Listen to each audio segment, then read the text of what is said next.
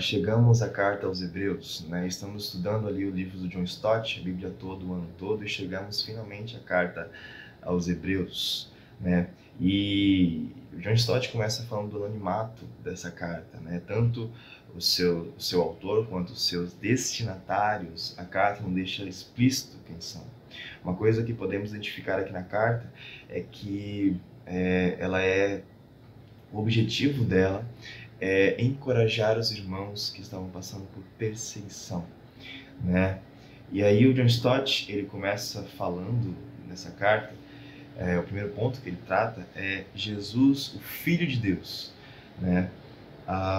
Ele começa com Hebreus, capítulo 1, verso 1 e 2, que diz: há muito tempo Deus falou muitas vezes de várias maneiras aos nossos antepassados por meio dos profetas, mas nos últimos dias falou-nos por meio do Filho, a quem constituiu o herdeiro de todas as coisas e por meio de quem fez o universo. Né? Então, é interessante que o Stott ele traz aqui um contraste entre Jesus, ali o capítulo 1 de Hebreus traz Jesus divino e o capítulo 2 traz Jesus humano, né? E aí, aqui nesse capítulo 1, o Stott ele traz uma singularidade de Jesus, né? Ele traz aqui mencionando 5 verdades principais sobre Cristo. A primeira verdade é Jesus Cristo é o clímax da revelação de Deus. Deus, como diz o texto, né, ele falou de várias formas ao longo da história, mas o clímax da revelação de Deus é o próprio Filho, né? É o Senhor Jesus, que de fato é o próprio Deus, é o Emmanuel, é o Deus conosco, né? Ele é o clímax, é o ponto alto da revelação de Deus, né? A segunda verdade que o Stott traz aqui é que Jesus é Senhor sobre a criação. É interessante quando a gente pensa em Criador, a gente associa somente ao Pai, né? Mas a gente sabe que Jesus ele também participou da criação e não foi somente um apêndice que Jesus fez, mas na verdade ele foi por meio de quem Deus criou todas as coisas, né? A gente vai ver no final do verso 2, por meio de quem fez o universo, né? A terceira verdade é que Jesus Cristo é o Filho de Deus, o Pai.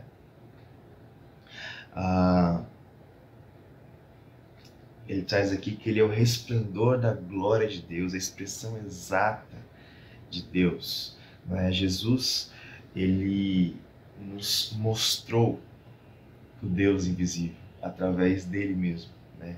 Isso é fantástico. E o quinto e último é o quarto, Jesus é o Salvador dos pecadores. Essa é a missão dele aqui na Terra. Ele vai afirmar lá em João, no capítulo 6, né, que eu desci do céu não para fazer a minha vontade, mas a vontade daquele que me enviou. A minha vontade dele é essa, que eu não perca nenhum sequer de todos que ele me deu. Jesus ele veio ao mundo para salvar pecadores, né? E com os quais estamos nós aqui agora, salvos pelo seu sangue.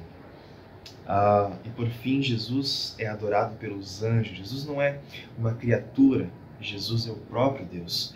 Tanto é que os seres mais fantásticos que Deus criou, que são os anjos, né? Também o adoram como Deus que ele é, assim como nós o adoramos, né? Deixando bem claro. E aí o autor termina essa sessão falando assim, que nos advertindo para que a gente continue no caminho dos apóstolos, né, no ensino que os apóstolos ensinaram, né? E que a gente não se desvie, não corra o risco de se desviar, né, dessas verdades. Aí o segundo ponto que o Stott traz é Jesus humano como nós. Aí ele já cai para o capítulo 2, né? Ele diz, portanto, Hebreus 2,14, portanto, visto que os filhos são pessoas de carne e sangue, ele também participou dessa condição humana, né? O Stott traz aqui que seria uma heresia a gente falar da divindade de Cristo sem falar da humanidade de Cristo. De fato, seria uma heresia, né? Ele destaca aqui um versículo, o versículo 10 do capítulo 2, ele traz algumas verdades. Diz assim: ao levar muitos filhos à glória, convinha que Deus tornasse perfeito mediante o sofrimento o autor da salvação deles. E as 4 verdades que o Stott tira desse texto é: primeiro, ele participou da condição humana, né? Então ele se humilhou. Aquele texto em Filipenses, né? Ele não considerou que ser igual a Deus fosse algo que devesse se apegar, mas se humilhou. Quando a gente olha para isso, é interessante, né? Entender que Deus deixou a sua glória e se tornou vulnerável como nós, exposto ao cansaço, exposto à fome, à sede, coisas assim. É interessante a gente meditar sobre isso, né? Que ele deixou a sua forma de Deus, né? Não que ele tenha deixado de ser Deus, mas a sua forma de Deus, como diz lá em Filipenses, e ele se tornou um de nós. A segunda verdade que ele traz aqui é que ele foi tentado como nós, né? O Stott traz: em sua encarnação, ele colocou de lado sua imunidade à tentação e se expôs a ela. E suas tentações foram reais como as nossas, porém ele não sucumbiu a nenhuma delas, portanto, nunca pecou, né? Então Jesus ele foi tentado de verdade como nós somos tentados, né, no nosso dia a dia, mas ele não sucumbiu ao pecado. E mais para frente Hebreus vai falar que por isso ele pode nos ajudar com a tentação, porque ele sabe o que é passar por tentação. Terceiro, ele participou dos nossos sofrimentos, né? A experiência de Jesus em sua condição humana teria sido incompleta se ele não tivesse sofrido como nós sofremos. E por fim, o quarto, ele participou até mesmo da nossa morte, né? Aqui, interessante destacar que a morte é uma consequência do pecado, né? Jesus nunca pecou, mas ele levou o peso do nosso pecado, né? E por isso ele foi para a cruz e morreu, né, por nós. E aí, o Stott ele passa para o próximo ponto, que é o sacerdócio de Jesus, né? Ele traz ali Hebreus 7, 23 a 24, que diz: ora, daqueles sacerdotes tem havido muitos, porque a morte os impede de continuar em seu ofício, mas, visto que vive para sempre, Jesus tem um sacerdócio permanente. Aqui o Stott ele vai fazer um contraste entre o sacerdócio levita do Antigo Testamento e o sacerdócio de Jesus, né? Ele mostra aqui umas inadequações do sacerdócio levita. A primeira delas é que o sacerdócio levita era efêmero, né? Ou seja, porque os sacerdotes eles morriam, né? Então precisava trocar de sacerdote de tempos em tempos, né? E com Jesus não tem isso. Jesus vive para sempre. Então, uma vez que ele está ali, ele vive para sempre. Ele não vai trocar esse ofício. Ele vai permanecer nele por toda a eternidade. Segundo, o sacerdócio levítico tinha um caráter pecaminoso. Como assim? Antes que o sacerdote pudesse oferecer ali os sacrifícios pelo povo, ele tinha que oferecer por si mesmo, porque ele mesmo era um pecador. Ele mesmo precisava ali oferecer por si mesmo. Jesus não tem isso, Jesus nunca pecou. A única oferta que ele apresentou diante de Deus foi a oferta por nós, pelo nosso pecado, porque nós pecamos. Então, essa deficiência que existe no sacerdócio levítico foi agora completamente aniquilada em Jesus, no seu ofício. E terceiro, os sacrifícios no Antigo Testamento precisavam ser oferecidos dia após dia, ou seja, não tinha uma continuidade. O sacerdócio, não é? Os sacrifícios não tinham uma continuidade, então precisava de tempos em tempos sacrificar de novo. E Com Jesus não tem isso. Com Jesus é um sacrifício de uma vez por todas. Com Jesus ele não precisa estar toda hora sacrificando, né? E o Stott ele termina dizendo assim: é por essa razão que o sacerdócio de Jesus é totalmente suficiente. Sua vida terrena foi sem pecado, sua morte substitutiva foi completa e sua intercessão celestial é eterna. E como diz, ele cita o verso 26, como diz, é de um sumo sacerdote como este que precisávamos, alguém sem pecado. E aí o Stott ele passa para o próximo ponto, que é sentado à direita de Deus. Hebreus 10, 12 vai dizer assim: mas quando este sacerdote acabou de oferecer para sempre um único sacrifício pelos pecados, assentou-se diante de Deus. E aqui ele traz 3 verdades também em relação a esse estar sentado à direita de Deus, né? A primeira verdade é que Jesus está descansando. Como assim? A ideia de um trabalhador que ele passou ali o dia inteiro trabalhando e quando chega em casa ele então descansa de tudo que ele fez durante o seu dia. Essa é a ideia que o Stott traz aqui, que Jesus ele veio, ele sofreu, ele foi tentado, ele morreu na cruz, ele ressuscitou e agora está no céu descansando da obra que ele fez por nós, né? Esse é o primeiro ponto. A segunda verdade é Jesus está reinando, né? A ideia aqui de estar sentado à direita de Deus, ele traz aqui o lugar de suprema honra e poder do universo, né? É uma conotação aqui de poder mesmo. Até quando a gente fala hoje o meu braço direito, né? A minha força, é essa ideia aqui também que traz esse assentado à direita de Deus, né? Essa ideia de poder, né? E terceiro e último, Jesus está esperando até que seus inimigos sejam colocados como um estrado dos seus pés.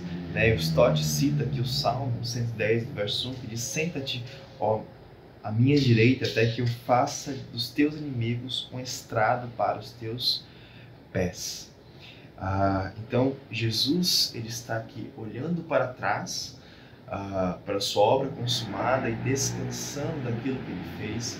Ele está hoje no presente reinando a sua igreja, reinando o seu povo e o mandando em missão, e ele está também esperando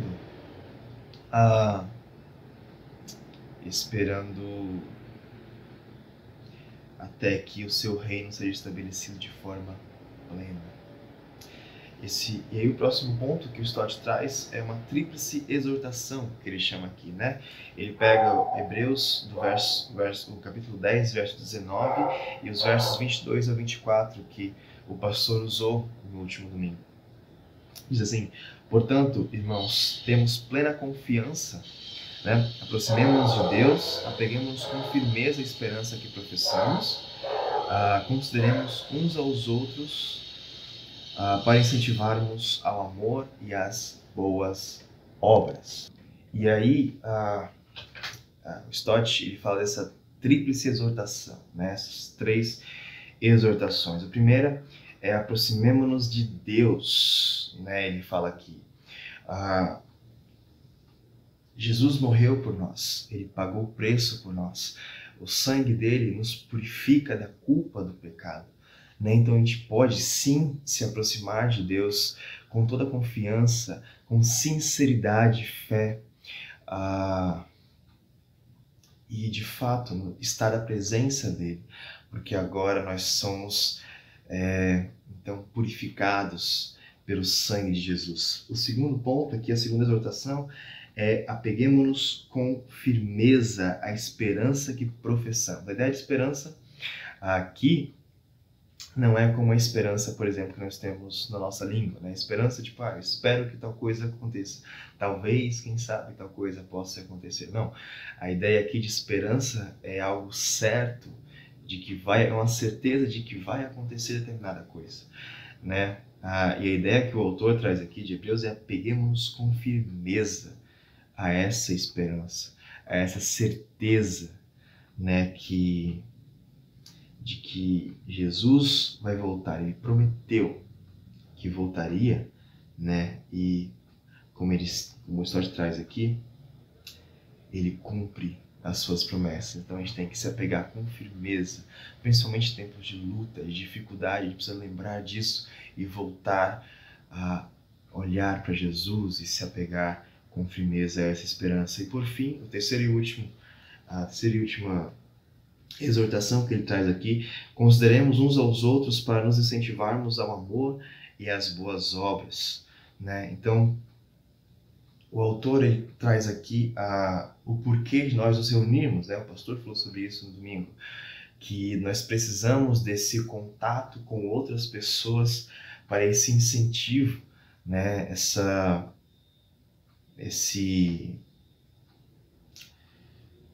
A ideia da brasa, né? Que o pastor trouxe. Brasa sozinha ela apaga, né? Mas quando ela está ali com outras brasas, ela então se mantém ali acesa. Então nós precisamos ali não precisamos apenas ser incentivados, mas também incentivar, né, uns aos outros. Aí ele diz aqui, né, trata-se do conhecido trio: a fé, a esperança e o amor. Aí, seguindo para o penúltimo ponto do Stott, ele traz fé, definição e exemplo. Está lá em Hebreus 11, no verso 1, que diz: ora, a fé é a certeza daquilo que esperamos e a prova das coisas que não vemos. E aí o Stott traz aqui